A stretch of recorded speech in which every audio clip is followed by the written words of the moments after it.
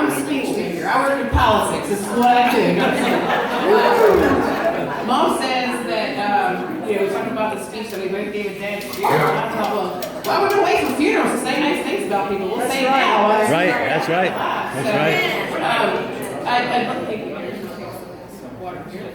What a good husband. Get some wine. I just sit down. What's that? Do you need to sit down? No, fine. So I just want to start off by thanking everybody for coming tonight. I know that we had folks who flew in, drove from long distances, came immediately after medical procedures, you name it. Every single person that was here, it means a whole lot. So thank you so much, and just want to start off by saying that. Each of you already know how wonderful my mother is, or you would not have made the time to be here this evening. So I'd just like to take a few moments and make a toast to my mom, who's the absolute best that any daughter could ever have. I'm 37 years old, and although I'm not even close to accomplishing all that my parents did throughout their life together, I do feel that I owe nearly all of my successes to my mother and my father. But since we're here to celebrate my mom's 60th birthday, I thought that I'd focus most of my comments on her and how thankful I am to call her this extraordinary woman that we all are blessed to have in our lives as my mother. As many of you know, my parents wed just days after my mom graduated from high school. 4 days. And I'm so thankful that my parents found each other, and I wholeheartedly believe that they were each other's soulmates.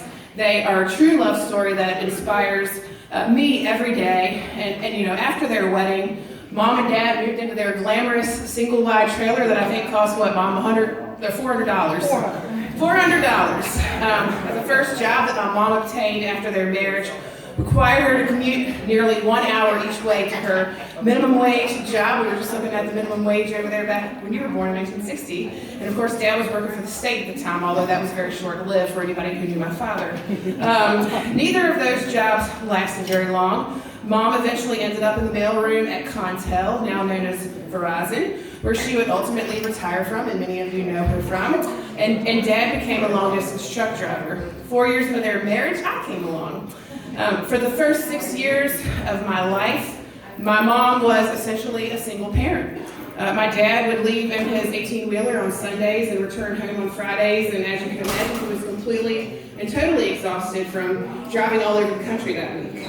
Prior to becoming a mother myself, I don't think I understood just how difficult this must have been for my mom to care for me all on her own 5 to 6 days a week, particularly when she was working 40-plus hours at Contel, GD, whatever it was at the time. A few times a year, my husband, he will occasionally have to spend a night or two away from home for work. And as I struggle to take care of the kids on my own, I'm reminded of the reality my mom had all those years. And did I mention that my mom and I live together? So when my husband's gone, we go from 3 parents to 2 parents. So I don't even think this is exactly a fair comparison.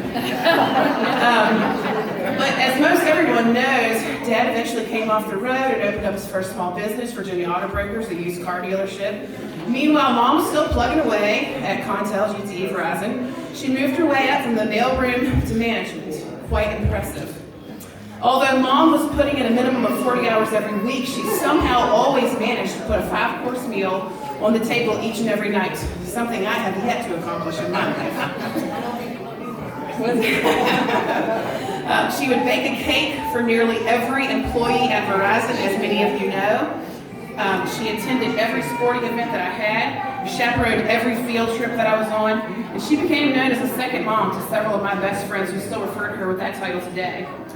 When I was in school, Mom always made all of my lunches homemade. She wrapped them up and had a handwritten note of encouragement on a napkin. And now that my kids are in preschool, Grandma Helmet will hook up Ben and Savannah with her delicious culinary creations, and of course tops off every day with a handwritten note on a napkin, just like she did for me. I remember as a kid sometimes being jealous that my friends always bought lunch, and many of them ate this magnificent looking food that was pre-made in a Chef Boyardee can. And later in life, when I was living farther away from home, I caught up on missed times with Chef Boyardee, and I'm glad that phase of my life did not last very long. I think my kids are much more in tune with just how good they have it with their grandmother than I was at their age. Aaron, my husband, typically drops the kids off at school, and most days my mom picks them up and brings them home. And may I remind you, she's still also working full-time as a contractor and somehow manages to do all of this. I try to pick them up as often as my work schedule will allow, which is chaotic at the moment. And without fail, every single time that I go and pick them up, and I'm so excited to do it, Savannah will see me in the pickup line and look at me with complete disgust as she bursts out, "Where's Grandma?" Really loud. When I tell her that I'm the designated chaperone that day, the chauffeur, she will give me a look of disgust, confusion, and pity. Ben, on the other hand, he is genuinely always very happy to see me. And then while hugging me, he steals my car keys, and then he is done with me as well. Now, not only did my mom sacrifice so much to be the best mom possible for me as I was growing up, but she was quite innovative. There are so many examples of this innovation, but one that I will never forget that especially stands out is when my dad happened to find a pair of women's Guess jeans in the backseat of a $500 Mustang he had bought to sell at the car lot. For those that did not follow late 80s and early 90s fashion trends, Guess jeans were very popular during that time. Most of the kids in my school owned a pair, the label and everything, with Guess. It's like a little triangle on it. And although my parents had moved beyond their $400 single wide at this point, we still weren't in a position to dress me in these pricey designer jeans that everyone else seemed to have. And with that said, I still never gave up on trying to convince my parents that they should try to buy me a pair of these designer jeans. And so anyways, my dad, when he found these jeans and mom heard about it, they were white and they had gray paint stains all over them with a button fly. They were probably about 2 sizes too big for me, but mom said, "Bring them home, I have an idea." And Dad brought them home. And at first she dyed those white jeans with the gray paint marks navy blue, thinking they would look denim. And that did not work. So then she went and bought a dye container. It was purple, bright purple. And that time purple did the trick. And man, I was so excited to rock those purple Guess jeans at Belleville Park Elementary School. I think I wore them at least 3 times a week for like 6 months. And mom just said, "Roll them over, nobody, I know they're too big, And growing up and now even into adulthood, my mom and dad they made holidays and birthdays so very special. That's why I wanted to do something special for my mom tonight. I can remember each birthday party very vividly. My mom would spend all day in the kitchen whipping up all of my favorite foods, and of course the cakes. Yes, the cakes. We know that they were legendary. So many of you have experienced them. We would pile up a ton of kids either at my grandparents' pool or stay at our house, and mom would think of all these fun games, and my dad would turn the hunting dogs loose and we would chase them around, and for a kid from Eastern Hanover, that was like the dream. And even though when I moved away from mom, dad, in Mechanicsville, I moved away for more than 10 years. I lived in DC, Michigan, Farmville, and had a stint in the United Kingdom, and I never missed, to this day, I've never missed a birthday or holiday away from my parents. And now, with dad gone, of course, it's just mom. It's now I get to expand upon these traditions and have my own family participate. And now that Aaron and I are married and we have started our own family, we now want to spend these special days with both of our families. And luckily, we are fortunate that our families blended very well. Aaron's family, my mom, me, the kids, we all enjoy being together and caring with the dishes. In fact, most of Aaron's family from the Valley is here tonight. It is my hope that my children will always want to come together as a big family on these special days, even as they start their own families.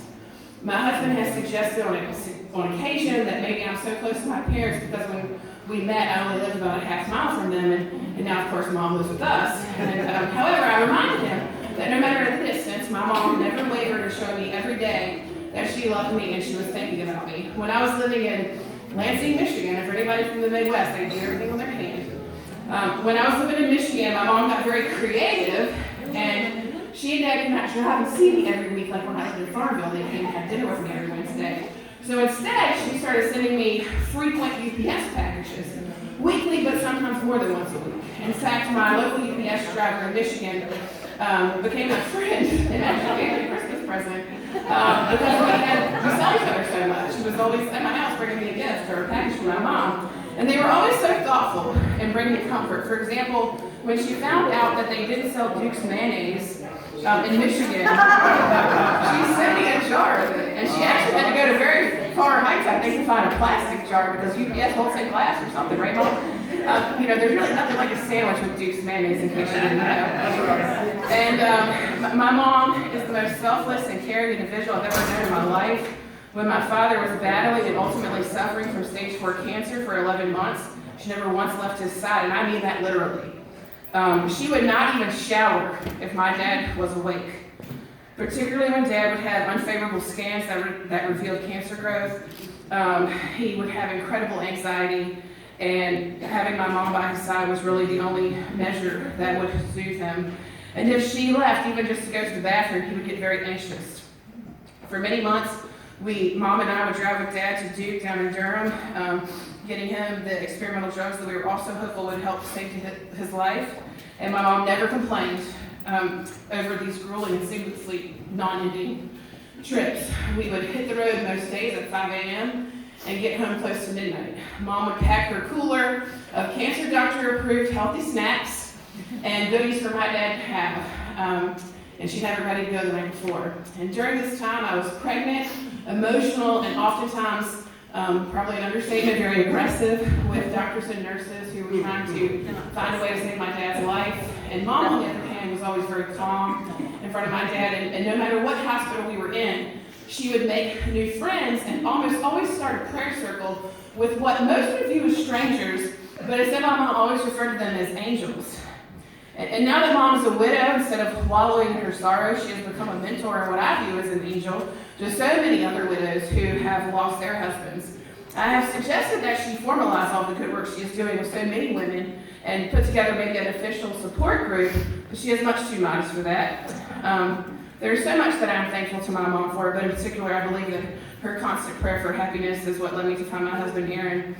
She prayed faithfully my entire life that I would find the perfect match, and I'm confident that I was able to find Aaron because my mom being an incredible prayer warrior. Dad was always very forthcoming with his opinion about the people that came into my life before Aaron, flat out rejecting 2 of them that asked for his permission to marry me. He said no. While Mom was much more gentle, and yet she let it be known that she really thought this might not be a good idea, but she thought they were nice people, just not for me. Dad just said no.